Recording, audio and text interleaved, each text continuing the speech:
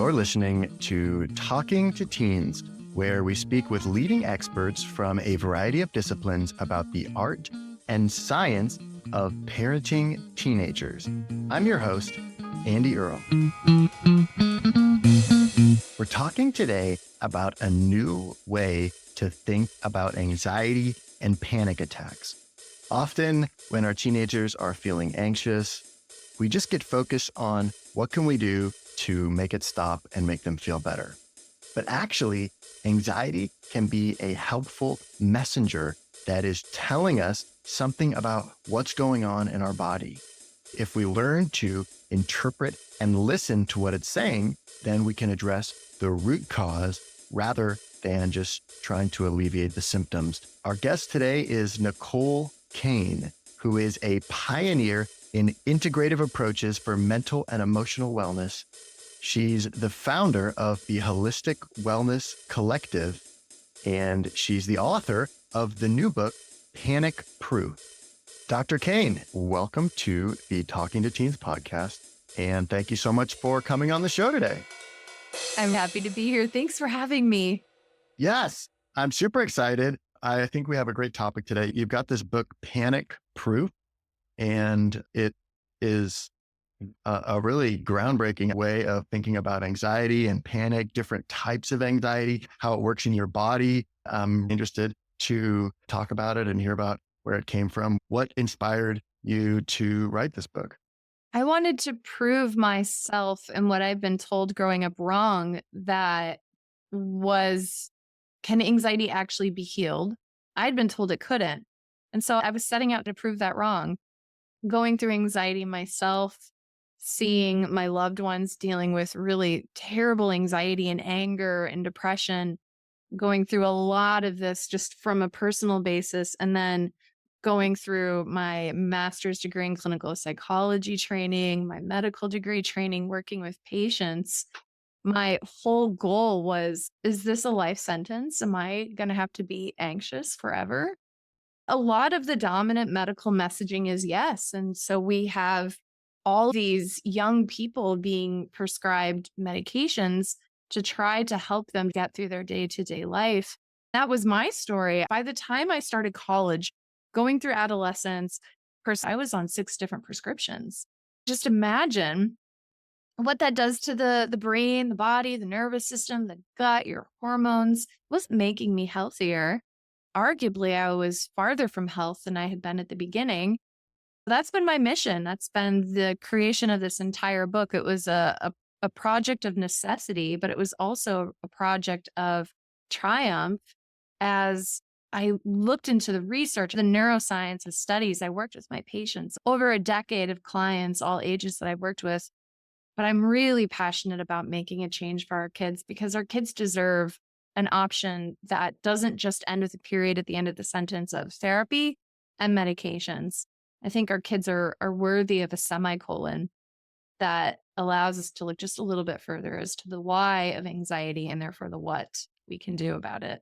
It's reframing for me so much of how we think about not just anxiety, but a lot of aspects of our health and medicine and how we're supposed to address different things that feel like, as you put it in the book, like it's us against our body. There's these things that are going wrong, that are bad, that I don't like, and I need to stop them or get rid of them or subdue them. And anxiety, definitely, it's like that. It's bad. It doesn't feel good. I want my body to stop it. How do I just get it to not do that anymore? And it's, I think, not a really helpful way to think about it. And that feeling of being out of control is fundamentally one of the main parts of anxiety. When we're going through life and you're raising your kids, and when you were raised and when your parents were raised and when their parents were raised, we come into a world where we're virtually helpless. People have to tell us what to eat, when to eat, and what to do when we got sick. It creates this idea of, I don't have agency, autonomy, and authority over my body or my mind. I need to turn to those who know more than me. And so we have this foundation for a lack of empowerment. And then when things happen that are confusing or scary, they're pathologized as problems or symptoms. suddenly we have this vicious circle of, for whatever reason, I'm experiencing fear or autonomic arousal. Now I'm afraid of that happening, and we try to make it stop. And then, as a parent, your loved one, your child, you have this programming.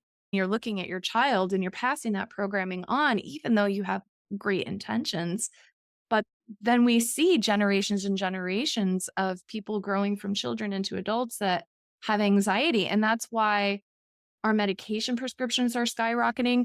During the pandemic, I don't know if you saw, there was this New York Times article that was published. It was like, we have a benzodiazepine shortage here going on. And that's one of the main prescriptions for acute anxiety. And so many people were being directed towards these medications, which then we had a shortage of, just perpetuates. And so I'm really passionate. I'm grateful to be here talking with you today because we can do so much better and the science proves it.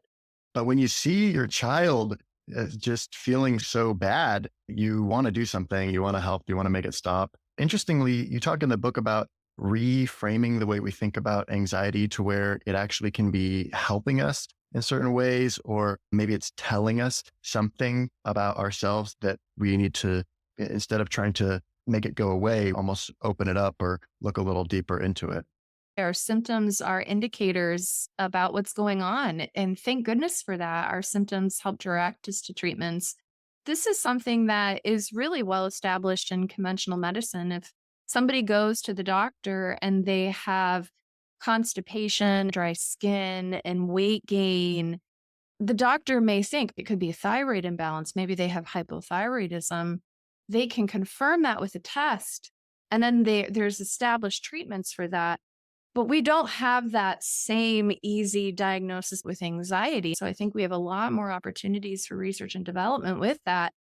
And we have a lot of opportunities to educate our kids and teenagers about how to understand, what is my body saying, so that I can understand. My nephew, he's 16 years old. He's been sensitive to dairy from the beginning. He used to get terrible eczema. And he learned over the years that when I eat pizza with cheese, I'm going to have a stomach ache and I'm probably not going to sleep well. And so now, from a place of personal power, he's able to make the choice if he wants to eat pizza with cheese on it. And let's be real, he often does make that choice. But he's doing it from a place of empowerment. And so then when he gets these yucky, awful symptoms, I know why, and I know how to fix it if I want to. And that's a big difference between, I have these whole composite of symptoms. Nobody really knows why because there isn't one blood test to confirm it. And we're all afraid of what's going on and we don't know how to make it stop. Or almost you take it on as an aspect of your personality or something, or this is just who I am, rather than looking a little deeper and seeing what might be really triggering it or what the core cause might be behind it. I really validate that. And I've heard so many stories over the years that speak on that, where we identify, as opposed to, anxiety is a signal from my mind to my body that something is out of balance. And I am being blessed with the indicators so that I know how to get back into balance. We say, I am anxious, or I have ADHD, I have bipolar, I have Crohn's, whatever it is, we start to, as you're saying, identify with that. And then that can present an obstacle to cure. Because who am I if I'm not anxious? I don't know what that looks like. We know feels a whole lot safer than the devil we don't. I really appreciate what you're saying in terms of just that identity. That label can be validating. Oh my gosh, this is what this is. This is why I feel this way. But then that label can also be a deterrent from actual healing. This is who I am. This is a part of who I am. Then almost it's impossible to change it. Or even if you would never start to notice some of those things, like you're talking about with your nephew, or how different foods affect you or different situations affect you. Oh, I feel more anxious when I do this and less anxious when I do this, and start to look for those things because you've already taken on, no, this is who I am. And it puts you in not empowered. It puts you in a place of feeling helpless, or just, this is the way it is. I teach a lot of teenagers. I feel like concrete examples work really well for teens. And I talk about the Barracuda story. There was this experiment that was done, and they had this big aquarium, and there's a barracuda inside of the aquarium. And he was happy. He's happy as a clam, but a barracuda. He's swimming around and eating little fish, just living his best life. The experimenters put a piece of glass down the center of the aquarium and they put the food on the opposite side. He's running into the glass and trying to get to the food, and he can't. And so now his sense of personal agency, as much as a barracuda can possess, he starts to feel like he can't do it. And he becomes really despondent. He goes down into the corner of the aquarium and just gives up. In the next phase of the experiment, they take the glass out, and then all the little food sources are all swimming around. But he does not believe that he's free, that he can go and get that. And so that's an image that I use with teenagers to talk about. If you identify as that glass being there, that glass wall between where you are and where you want to be, if you believe that's there and that's who you are and that's just reality, that belief can hold you back from accessing what is actually there and accessible to you. I love that. That's so powerful and makes me wonder, yeah, how we can start to reframe that and break out of that kind of limiting belief system we have built around mental health in general. Yeah. I have it broken down into 4 steps because otherwise it's all these ideas and information and it can be incredibly overwhelming for people. I would love to go through those 4 steps in hopes that could give your audience something really tangible that they could start using today. That sounds So, awesome. so this is in the book. The first step is we think about what is anxiety like in your child, in your teenager, maybe even in yourself. This is relevant for all of us. The first step is to just simply notice and acknowledge it. I think it's really important to take a sidebar here because the way that anxiety presents can vary from person to person. One of the biggest myths about anxiety is that I don't have anxiety. I'm just nervous or worried or overwhelmed or angry, or I have a stomach ache every time I have to go to school. We redefine anxiety as autonomic arousal. Autonomic arousal is when the nervous system starts to prepare you for fight, flight, freeze, and that recruits participation from your whole body, head to toe. So, this is your gut, your muscles, skin, heart, respiration, enzyme production, immune system cells. Your whole body plays a role in it. When the autonomic arousal begins, we're in the green light. And we're feeling good, we're creative, we're motivated, we're chill, we're just flowing. This is when your teen is just, they may be doing something they really like. They may be in flow. They may be reading a book, hanging out with their friends. You're having dinner. Everyone's getting along. We feel great. But then for whatever reason, like my nephew, it could be the cheese pizza. It could be something happening at school. It could be bullying. It could be the absence of something. It could be an unmet need. It could be lots of things. But for whatever unique reason for that individual, as we start to become more aroused, as we become activated, we start to shift along the continuum out of the green into the yellow light zone. And so now we're starting to see, okay, I'm getting a little activated here. Some people use the word triggered. I like the word activated a little better. It feels a little bit less violent. And so I'm noticing my heart is beating a little faster, or it's hard to catch a breath. I see this a lot in teens where they have a natural inclination to sigh. They'll be like, and then as parents, we're like, what are you doing? Why are you sighing? They're in a yellow zone or maybe a red zone, and they're trying to calm their body, whether or not they're aware of it mentally. When we sigh like that, it's one of our mechanisms our body uses to try to shift down into a more calm state through activation of the vagus nerve. So now we're in the yellow zone, we're becoming more activated, more aroused. And then if that continues, we'll shift up into the red light zone. That's rage attacks and anger. I had a teen once who would have a panic rage attack. He would break the television, slam doors, punch holes in the wall. He had all of this adrenaline, all of this stress hormone, but he didn't have access to the brakes of his brain to stop it. He had this impulsive behavior to try to release all of this autonomic energy. So that's crisis. It could be panic, it could be anger. Some of my kids, when they become really activated, they're not in touch with the feelings, but they just get sick like vomiting. So they get physical symptoms, whatever the crisis is for that person. shows up in the red light zone. When we look at that continuum, the first step is to understand what it's like for you in each of the zones, because then when we go through this 4-part process that I'm going to teach you, you'll be able to match the right treatments. People will come to me and they'll say, my teenager gets really anxious before going into school in the morning. And the doctor's like, well, you can give them a beta blocker like propranolol or an emergency benzodiazepine like Xanax, but it's really not appropriate for teens and it's habit forming and it will make them into a zombie. Or we could give them an antidepressant, but then that might cause other side effects, gut symptoms, brain fog.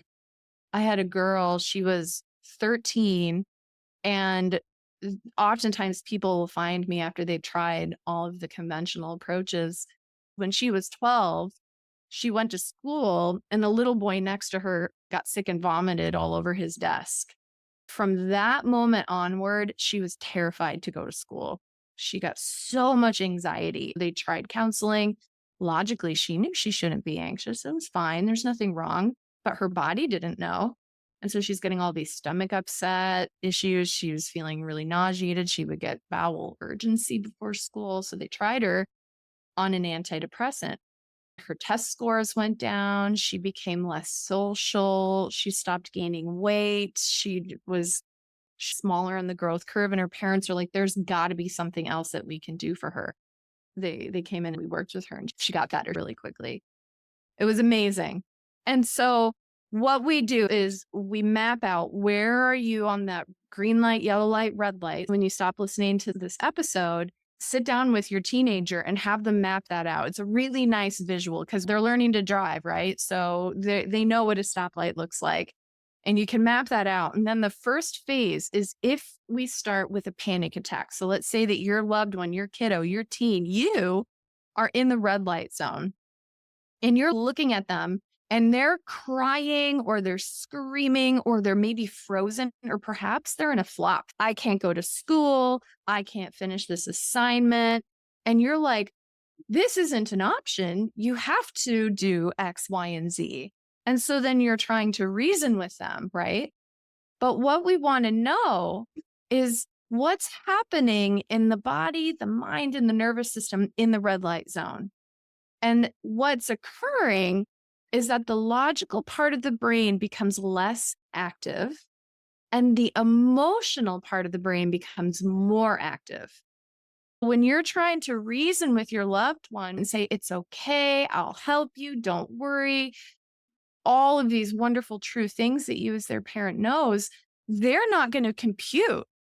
It's not going to resonate. They're not going to have access, especially teenagers. They're not going to have access to those resources. And we also know that logical prefrontal cortex part of their brain isn't even fully developed yet. They don't even have full access to those resources anyway, let alone when they're in a red light zone panic, right? So when you're in that very first state, we have to calm the body before we do anything else. I have a strategy for that. May I share it? Oh, I'd love that. What do we got? We build a panic pack and it's so fun. Honestly, teens love this. I love it. Who doesn't love a panic pack? It can be customized to anybody's personality type. You get a bag. It could be a pencil case. Fanny packs are back in style. I would do a sparkly fanny pack. It could be anything. It's just like a small bag. And then inside of it, you're going to select things that are going to activate the body and the brainstem to shift you out of that autonomic fight, flight, freeze mode that's just looping you in that red zone. And so we're thinking fidgets. There's actually a lot of clinical research talking about how fidgets are effective at calming the nervous system, and kids love fidgets. Kids know stuff, right? Our teens know stuff. So different kinds of fidgets, like spinny fidgets. You can get a ring that you can wear and you can fiddle with the ring. Play-Doh, different textures. I really like the ones, they look like a hair tie, but it's metal and it's spiky and you can roll it up and down the finger. Because the more activated we get, the stronger the stimulus needs to be to get us out. Temperature is really good. In dialectical behavioral therapy, the founders talked about, we want to just stop panic in the moment, stick your face in a bucket of ice water. but that's not very practical. I don't carry around a bucket of ice water, and your teenager probably isn't going to be down with that as well. And so we have another solution. You can go online and you can look in the first aid supplies, and they have these little chemical freezer pack things. And so they're like the size of a deck of cards, and you can put it in your pocket, you can put it in your panic pack. And when you shake it up, it gets really cold. Place it on your face, around your eyes, on your chest, or on the back of your neck for 30 seconds at a time. And that can work really fast. So those are a couple of the things that we put in the panic pack. Things that are going to stimulate sound, touch, taste. Kids love this, like sour candy, ginger, lemon, maybe even something spicy. I've seen some people talk about putting a salt packet on their tongue because this can activate the vagus nerve. Some kids are into that, but taste can be another thing that you can put in your panic pack. So the number one step is, oh my goodness, we're in red light zone, calm the body. So have you tried any of these strategies? I'm wondering as I'm sharing this, has this ever come up for you? Have you tried it? I read about that mammalian dive reflex that you talk about in the book and the cooling of the face in cold water. And I have found that's very effective. But I hadn't thought about creating this pack and bringing a cold pack with you wherever you go. It is smart. I like that. Yeah, it was out of necessity. But I used to have terrible panic attacks on airplanes. I need something other than a drug because when I get to the other side, if I'm zonked out on an Ativan, I can't drive or do the thing that I need to do. I need another option. The best bet is to stimulate your vagus nerve, to stimulate the brainstem, to get back in the body. So maybe sour works great for me, but somebody else feels sick and they're like, that doesn't work. And I love what you're talking about with the traffic light because it's really developing a sense of awareness of getting a little more in touch with your body and starting to notice when you're moving up from the green to the yellow, when you're moving up from the yellow to the red. The more you can start to recognize those things. So think about the last time you were in the red zone and what led up to that, and start to get a little more in touch with those things. So that next time you feel yourself starting to escalate like that, then you can catch it or you can understand what's going on. Wow, we are getting to the end of our time here. There is so much to unpack. You mentioned histamines. That was a whole fascinating thing for me in your book, understanding how that works and what foods have histamines. And wow, you talk about so many different things too. Your body types and how that plays into your symptoms and different ways of approaching anxiety based on that, how to create tinctures. It goes on and on. There's so much packed into this book. I highly encourage people to check out a copy. It's called Panic Proof, the new holistic solution to end your anxiety forever. Nicole, thank you so much for coming on the show today and sharing your wisdom and stories with us. It's been enlightening and fascinating. It's been such an honor. Thank you for having me. Can you talk a little bit about where people can go to find out more about you, about what you're doing, maybe get more resources or learn more about all this? Everything we talked about today, and it was probably a fire hose to the face of stimulate information, but it's all in the book. And then you can connect with me on Instagram. I'm really active on there and I love connecting with people, answering questions. My Instagram is at Dr. Nicole Cain, which is Cain.